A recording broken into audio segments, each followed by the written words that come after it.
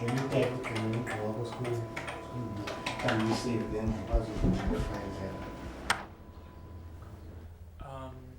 saying the other day that censorship acts to numb people. I'm wondering how you would analyze that in South Africa, how that has worked. Yeah, because the South African state South African political dispensation is based on censorship. Apartheid, since its inception, is a form of censorship.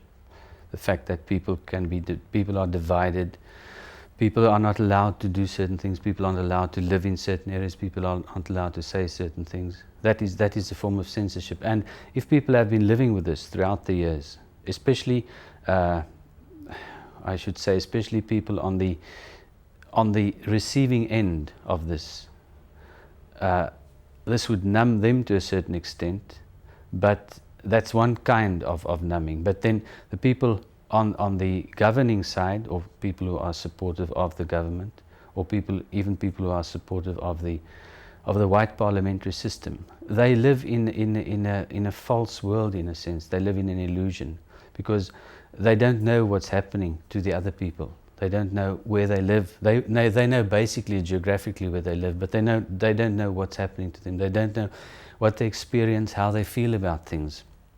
So in that sense, it numbs people who are, as it were, living on the side of the state, and also it would numb people who are on the receiving end of apartheid, in the sense that they would be deadened to what's happening, because they don't have all the privileges that, for instance, middle-class whites would have.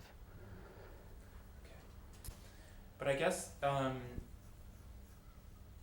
would you say it's correct to say that censorship is really about creating a perception, rather than just silencing, creating a silence? It's about creating a perception. I'm wondering how you think that operates here. Wait.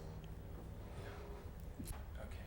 Censorship is, in the first place, a silencing of people, a silencing of voices. And because it is a silencing, it creates a false consciousness amongst other people, amongst people who don't know what's happening.